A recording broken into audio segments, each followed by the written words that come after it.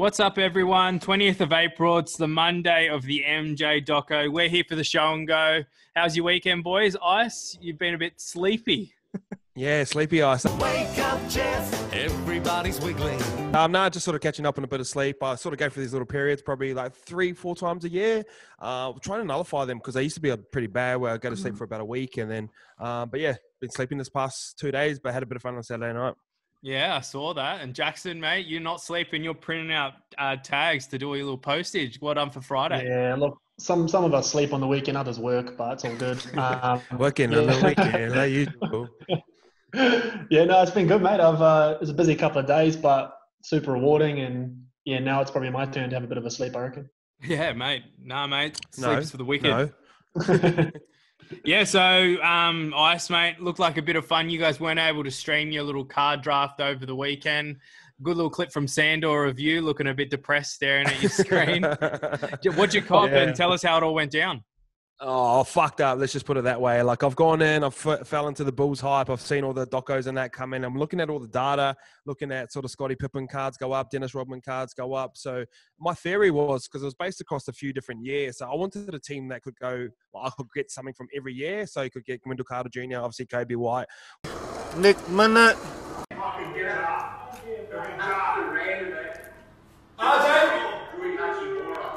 Oh, who gets that though? RJ. Wait, who gets that? Was a big draw card plus the Pippen and thing. So what in my years were mind, available in the what boxes were there? From 16 all the way up to 20. There's roughly about 2 boxes in each year. So obviously, Fafita got first, so you're always going to go Zion and Pelicans, and then Connor went Memphis to get Ja Morant and pulled a mad Ja Morant as well. Mad. But he could have got a mad card as well, but Normie sniped them because there was a RJ Barrett and a Ja Morant combined college card with the patches in it. And they kept spinning it for it. So it was so much fun though. But yeah, I was tossing up between Lakers because obviously they're my side. And I've seen a lot of base cards from LeBron go up, and then obviously you can get like Kuzma and Lonzo and all that sort of. But something was just pulling me towards the Bulls, the old gut feeling, and I followed it. And it was against everything that you should have done in my position, but I went for it. I was going sort of high risk, high reward, but it didn't pay off, and fucking was copping a hammering in it. Any Kobe's or nah? Nah. Oh, obviously I got a base Kobe, but there's one where you get 5 green rated rookies in it, and then there's none in there. There's a Ja Morant in there, but anyone know Zion's floating about, or what's the best card that was pulled? Probably Ja Morant. What's his name? Sandor. This is why if I went Lakers, Sandor was 4th pick. So they drew a Magic Johnson card, which is roughly worth about $800. Yeah, but he got it late, so his draw was almost fucking shit as well. But lucky he pulled that late, that saved him. Yeah, everyone was into me because I'm the biggest hater in there too. As soon as someone gets a card, I'm like, fucking. Sitting there, gets lost in the mail. Yeah, I hope it gets lost in the mail. I say all that sort of shit, and it's all sort of backfired on me anyway. But probably the one who got the best, but first of all, it was a mad night. I went for about 3 hours. Was screen recorded it. I don't know if I'm going to put it up. I don't know. It was just kind of one of those things. Like it'd be great content to watch, but it was almost mad that it was just in house and you could almost say whatever you wanted to. So like all the boys are paying each other out. Everyone was blind. TJ Perenara got a bit of banter in him. Fuck, he was into me the whole time. So he arcs up, eh? Yeah, he was arcing up heavy. So he'll be out the group soon. So later. Yeah. If you do it again. Yeah, easily. We're probably going to do 3 or 4 before the end of the year, and probably might do one in house at the office. All the boys that sort of live around here want to all come in and but at the end, because everyone was sort of half blind anyway, so everyone was putting up cards that they give. Like I'll put up a Cam Reddish auto. The very first card I pulled is I remember that back in the day. And it was just going spinny circles as well. So it was a mad time, eh? And like 3 hours went like that. Probably the most fun I've had in a while too. But surprise, fucking probably Normie come out best. He had the 12th pick and then probably got the best cards. Like how'd Pappy go? He's always in his spreadsheets that you're saying. Nah, nothing late. Struggled, quiet, very quiet. I don't know if he's too much into the banter side of it, because obviously you got me and there layering up. Fucking TJ was layering up too. Normie's fucking loud, and then Fafita, it's hard to get a word in between us. All the Melbourne boys are just sort of chilled. Scope do his best work, or no cards? He went all right. Scope went all right. But then we done a redraw because we all the boxes were gone. We're like, fuck it, let's put another $100 in, and all these new boxes come out. You know what it's like when you're gambling and on the piss. It just got like that. And then his team swapped over, so we redrew all the teams. And if he stayed, he would have got some pretty good 76er cards. But nah, but he's hooked now. He texts me the next day and fuck, I'm addicted now. He should get in the NFL ones. He needs to, because they're a bit cheaper as well. And I saw, someone pull a Holmes? Aaron Smith pulled a, got the third, 3 or 5. So pretty big card, even though it's based off this year. So he's won the Super Bowl, so it might be worth a little bit later. But I'm thinking about slowly getting into football cards because, like you said, they're a lot cheaper, man. So I know Scope and that's going to get into cards because he loves it. But yeah, he only chased quarterbacks anyway. Aaron Smith's got a pretty good card collection going at the moment too. Where have you had more fun? 3 hours on Zoom or a couple of beers down at the Newmarket? Nah, that Zoom chat was so much, like, I don't know. It's just probably because we haven't been out in a while as well. Yeah. I was heavily invested into it. There's heavy banter, bit of gambling on the line. So killed me how close you were getting to the TV. I was about to bring that up. Like, bro, get back on the couch, man. Relax. So that card there, that card was between Connor and Corey. So that was the RJ Barrett and Ja Morant breakup, and then we're like, oh, just spin it off, and I just didn't want Corey to win, so that's why I was so close. I was rallying around Connor. What was the missus like in the background? Hey, what was the missus like in the background? Oh, she was in a house party with a couple of her friends, and they were like, why is I shouting?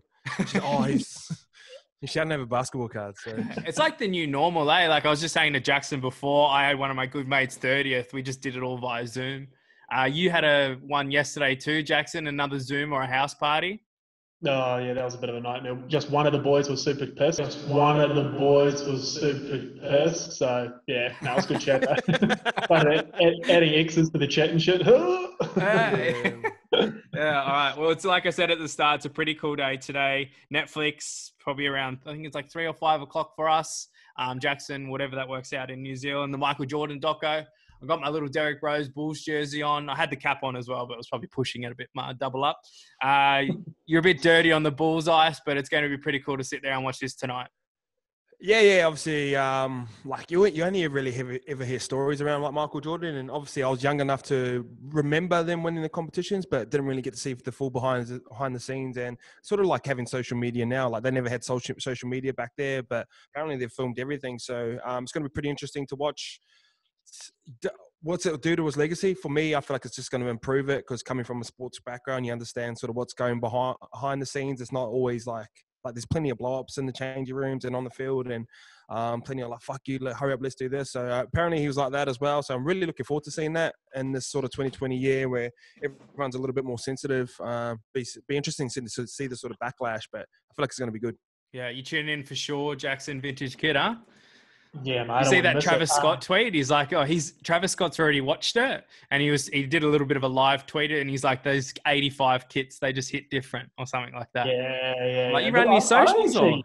I don't get any Bulls kit, to be honest, just because it's so fucking expensive. But yeah, I'm looking forward to it. I think I saw something today. I don't know if it's true or not, but apparently Jordan has been obviously sitting on this footage for however long. And apparently he gave it the all clear during the 2016 finals after the Cavs won. I saw that. Yeah, I saw that. Yeah. So that sort of shit, I'm going to be interested just to see all that side of him and how petty and competitive he was. And what Ice was saying, obviously for athletes, guys who play professional sport, it's going to seem quite normal. But to the rest of us, it is going to feel a bit prickly and it might feel a bit weird. But I'm going to enjoy just watching all that. And I was born in '93, so I was far too young to sort of be along for that ride. So that's why I say LeBron's the greatest player of all time, because I don't have anything to compare it to. So hopefully this will give me a bit of context so I can come into those arguments with Scope with a bit more ammo. But I'm looking forward to it. I'll tell you what'll be fucking shit is with all this hype, it's been built up so much, man. This better be Tiger King on steroids. Otherwise, it's going to fucking flop, man. Like, there's going to be, I mean, with anything, there's going to be haters, but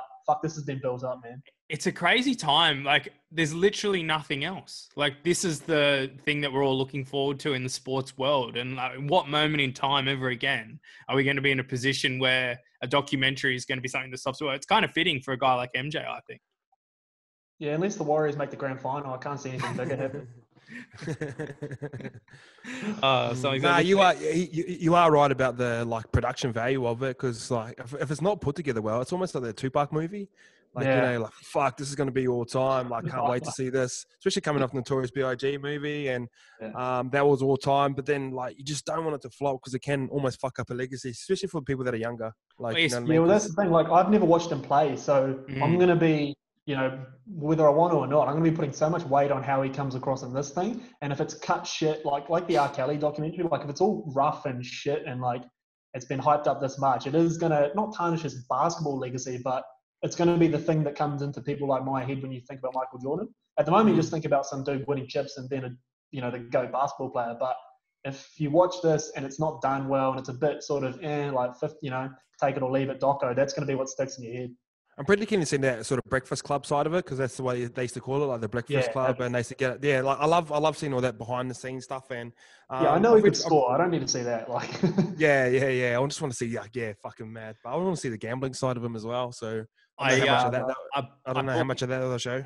I bookmarked a clip. I'll put it on our page today to lead into it. It's Steve Kerr in the next day after, talking about how the pass where Jordan went up for the thing and then hooked it right, and then Steve Kerr's just nailed the shot. Nailed it. There's a real funny clip of him in the press conference, or not the press conference, on the stage in front of all the fans in Chicago talking about it. So it's a good little clip leading into it for the Savo. Steve Kerr always says that. He's like, yeah, look, I know I made Michael Jordan's legacy with that shot. Like, he fucks it up. In the clip, he's saying something like, "Oh, we went to the huddle, and Jordan just looked at me and said, I really struggle in these situations like that." It's embarrassing. I remember reading an article about Michael Jordan one time, and they said, like, every time before practice, he used to practice like 100 bounce passes. So in basketball, that's considered like the easiest pass. So like, I like seeing stuff like that. Like, you see all the flair and all that sort of stuff, but he's still practicing his basics. We'll have to take that up. We needed to practice a few basics up there at Alexandria, mate. So, all right. So, Scope's just texting. Oh, Scope. So jump into a bit of the footy news over the weekend in regards to fly in and fly out. Obviously, it affects your teams like your Warriors. It affects your teams. Just any team has to fly in and fly out. Ice, we were chatting before, you've only ever done it once. And from like knowing the boys and whatnot, how much of an impact does a fly in, fly out have on your game? Yeah, it is. It is a lot harder because it just makes your day a hell of a lot longer, especially when you're traveling international. And they do a great job at the Warriors where you don't really have to sit around and wait. You're waiting in all the nice lounges and stuff, but still, still there's another 3 hours on top of that. But the one time we done it, I was playing for our Reggie side. So we were meant to fly over on the Friday night. So we were flying over, we got stuck halfway over because the landing in Sydney. So we're flying around for an hour and a half in circles, and they said, "Oh, the plane's running out of petrol, so we're going to have to go back to Auckland." So we flew back to Auckland, had to go home, we landed at midnight, had to get back to the airport at 6. We flew all the way over to Sydney, and then we had to drive out to Central Coast, which is probably from start to finish, a good 2.5 hours on top of a 3-hour flight, on top of 3 hours of waiting at the airport. Rocked up, played Jimmy Maloney in that. And they put 50 on us, and then jumped on the bus and went back to the airport and flew home. So what a day! Fucking long, long fucking weekend, that one. Jackson. Sorry. But just at the back of that, it does home field advantage. When you see those 3 words together, that's when it matters, when you start flying shit like that. It's going to be hard, man. It would disrupt a fair few players. A lot of players you hear have their routines pretty set in stone. Some of them aren't like that, I get, but there'd be a few people where that would sort of interrupt what they're doing. They like to get up, have their breakfast, do all this, have their pasta or whatever they do. There's plenty of guys that are very routine, need to be doing this at this time and eating this at that. And if it doesn't, it fucking rattles them. And there's other guys that can fucking do whatever and still play okay. So yeah, I don't know. It'll be hard to change up. Fly in, fly out, Jackson. What are your thoughts? Yeah, it's kind of like Ice touched on it when I think it was last week when we were talking about the shortened season. they're just going to have to fucking suck it up. Like, if you want to play, like, this whole virus has been unprecedented and it's affected so many people in so many different ways. It's just, if you want to play footy, like when me and Ice had the discussion was like, when I said, oh, fuck, if they play so late in the year, they're not going to get a good preseason. And I was like, yeah, well, that's what the price you're going to pay. So fly in, fly out's going to suck shit for this year, but there's a global pandemic, man. They're just going to have to do it. Like, I don't know. I can't speak to how physically tolling it would be, but just the fact that it is such a long day, like, that'd wear you out even before you step on the field. So tell you what, if you're a betting man, which I am, you'd be taking whichever side's not flying in and flying out every fucking punt, man. Scope special, there you go. Oh, he's adopted the Scope special. You're getting on it. Yeah, sick. Not so much more footy news going around. Any new music, Jackson? You've been giving some Kiwi artists a bit of a plug of late. Oh, look, I won't take all the credit for it, but the old vintage playlist, a bunch of Aussie boys reaching out over the last few days, chasing the David Dallas information, and got a few boys onto the bro, and yeah, it's fun, man. I've been on a Kiwi music trip for about 26 years, so I'm not listening to anything. You're on a Kiwi everything for 26 years. Yeah, exactly. So, but there's another one. I've just written something for YKTR the Mag, which we'll chuck up today. There's another local producer, a mate of mine out in West Auckland here. He makes beats, but what he does is he shows the whole process on TikTok. So he like, I think I've seen that TikTok. It's mad. Yeah. So he's done a bunch of them. So I've done a little write up for it, but that sort of shit's cool as well. So yeah, at the moment I'm just absorbing the same shit I always have and pushing it out through Vintage Kit, man. I always see it because you're subscribed into your Spotify on the YKTR media playlist, so it comes up on my screen what you're listening to. You're jamming a bit of. He listens to a lot of Mariah Carey. Bit of Anderson Paak on the weekend as well. Packing up my packages, yeah, that's the way I do it. That's it. What about you, Ice? Banging anything new? Nah, Gary V on podcast. That's about it. Like, I remember a couple of years ago. I was probably about 4 or 5 years ago. I remember like, fuck, I'm not going to be listening to music, and I'm not watching TV. And I remember selling my TV and sort of went ham for a couple of years. Obviously, got a TV back in my house now, and I don't know, I'm a lot lazier at night time than what I used to be. But yeah, like I've sort of gravitated towards away from music. Sorry, boys. Got to get Chico and Normie on. They love it. Same time you sold all your shoes, or what was that? Sorry. Was it the same time you sold all your shoes, or what? Nah, before that. I go through phases, man. Yeah, just go fuck it. All in listen, start reading books. Now, off the back of last week, you boys with your respective brands, for these times, man, congrats, boys. Both sellouts. Like, it's quite interesting to see how retail reacts to all these. And I think it's just a testament to the businesses that you guys have and that I can loosely say that I'm a part of, at least one of them. Mate, killing it. Were you guys expecting it, or what's going on? Yeah, I'll go first. Sorry. Yeah. Like we're hoping sort of got to put out as much work as you can possibly can and sort of hope for the best. And we were sort of lucky as well. So we got through a bunch of t-shirts and they all ended up selling out within the hour. So that's some of the best numbers that we've done. So probably a credit to probably all three of us as well, where we're pumping out so much fucking content and it's kind of in your face, but it's also valuable and not annoying at the same time. And you'll find people just want to start to support that. I found going live every day has really sort of helped as well. That's been cool, bro. Like even though I know you, like it's cool I just jump in and just watch. Like it's cool. It's cool content, man. Bit of chat in the comments from you always.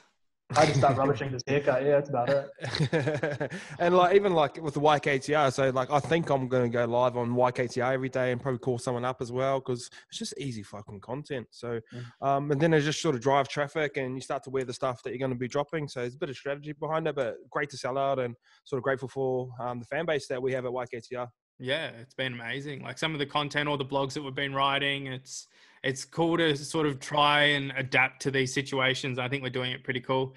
Jackson, the old copy paste is working for you, and it's